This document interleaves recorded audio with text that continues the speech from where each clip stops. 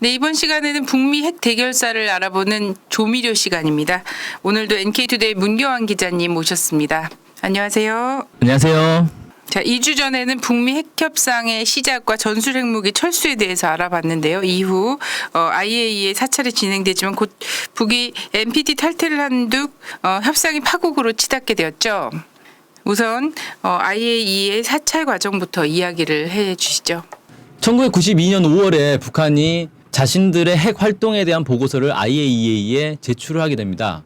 그리고 이 IAEA는 이 보고서에 기초해서 사찰을 하게 되는데요. 1992년 5월부터 93년 2월까지 6차례에 걸쳐서 수시 사찰을 실시를 합니다.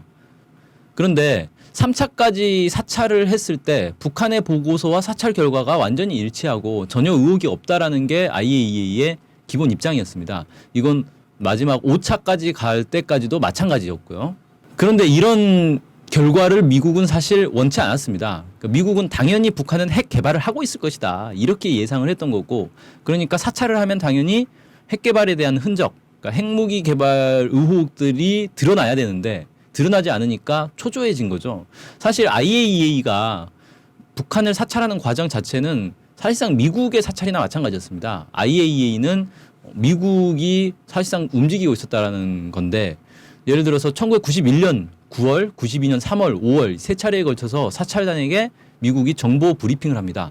그래서 어디를 가서 어디를 사찰해라, 어떻게 사찰해라, 이런 것들을 다 알려줍니다. 다 지시를 한 거죠, 사실상. 사찰단은 미국의 지시에 따라서만 이렇게 움직이게 된 겁니다.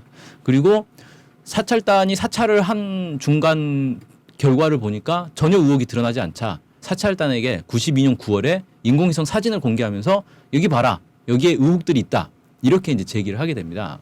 그래서 처음에는 사찰단이 미국의 그런 이제 요구에 대해서 좀 없는데 왜 자꾸 압박을 넣느냐, 이런 이제 항의도 하고 했는데, 결국은 이제 미국의 요구에 따라서 특별 사찰을 하게 됩니다. 미국은 인공위성 촬영 결과 2개의 미신고 폐기물 저장소가 존재한다. 여기는 사찰 대상에서 빠졌다. 북한의 보고서에 빠졌다. 그래서 여기를 조사를 해봐야 되겠다, 이런 거고요. 방사화학 실험실이라고 나와 있는데 이게 핵 재처리 시설 아니냐. 그러니까 여기서 사실 플루토늄을 추출하고 있었던 거 아니냐. 이렇게 이제 의혹을 제기합니다. 그래서 여기를 이제 조사를 해야 된다는 거고요. 당시 북한의 보고서에 따르면은 북한이 핵 연료봉 중에 하나가 문제가 발생해서 여기서 플루토늄을 추출을 했고 90g이 추출이 됐다, 이렇게 이제 보고를 했습니다. 그래서 실제로 IAEA 사찰단이 들어가서 조사를 해보니까 실제 90g에서 약간 좀 이제 초과됐다고 하는데 큰 이제 의미가 없는 오차인 거죠. 이렇게 나와서 이것도 의혹이 없다라고 했는데 미국은 아니다, 90g만 나왔을 리가 없다, 12kg이 나왔을 것이다. 따라서 북한이 어딘가에 플루토늄을 숨겨놨을 것이다, 이렇게 이제 주장을 하게 됩니다. 그래서 이런 미국의 압박 속에서 IAEA는 북한에 있는 2개의 미신고 시설을 사찰하겠다, 이렇게 요구를 했고, 북한은 거기는 군사 시설이기 때문에 당신들은 사찰할 수 없다, 이건 주권의 문제다, 군사시설은 다른 나라에게 절대 보여줄 수 없다, 이렇게 이제 이 얘기를 하면서 거부를 하게 됩니다. 그렇게 되자 IAEA는 그곳이 군사시설이라도 사찰해야 된다, 그래서 특별 사찰 결의안을 채택을 하게 됩니다. 이 특별 사찰이라는 건 사실 IAEA 규약에 없는 처음으로 등장한 이제 사찰 형태다, 이렇게 볼 수 있고, 북한 당연히 여기에 대해서 거부를 했습니다. 그리고 중단됐던 팀 스피릿 훈련도 재개가 됐습니다. 이것과 관련해 일련의 흐름들을 좀 정리해 주시죠. 1992년 10월에 한미 연례 안보 협의회 SCM이 열렸는데 여기서 팀 스피릿 훈련을 재개하기로 합의를 합니다. 그러니까 92년 3월 달에 팀 스피릿 훈련은 중단이 된 건데 93년에는 다시 하겠다라는 그런 합의를 하게 된 거죠. 그래서 93년도에 이르러서 1월 26일 날 한미는 팀 스피릿 훈련을 재개한다고 발표를 했고, 2월 25일에는 IAEA가 규정에 없는 특별 사찰을 결의하게 됩니다. 여기에 맞서서 북한은 준전시 상태를 선포했고, 3월 8일에 준전시 상태가 선포됐고 3월 9일 그 이튿날 팀 스피릿 훈련이 시작이 됩니다. 그리고 그 3일이 지난 3월 12일 북한은 NPT 탈퇴를 선언하게 됩니다. 이러면서 91년 북한과 미국 사이에 핵 협상이 잘 진행됐던 게 다시 다 어그러지고 완전히 원점으로 돌아가는, 원점보다 더 후퇴하는 상황이 발생하게 됩니다. 이렇게 결국 북미 핵 협상이 파국에 이르게 된 배경이 어떤 게 있을까요?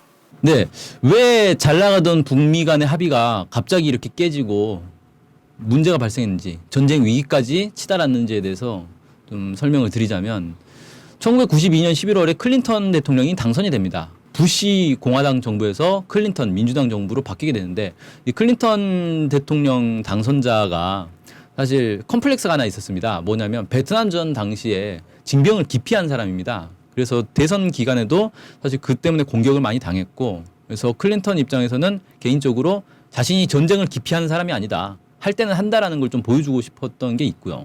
그 다음에 야당 시절을 이제 계속 겪었으니까 야당 입장에서 볼 때 이 부시 정부가 왜 북한에 계속 끌려다니고 북한이 하자는 대로만 하는지 이해할 수 없다. 북한 같은 작은 나라, 소련도 해체시켰고 중국도 사실상 자본주의화로 돌아선 마당에 북한 같은 작은 나라에게 왜 미국이 쩔쩔맬 필요가 있느냐.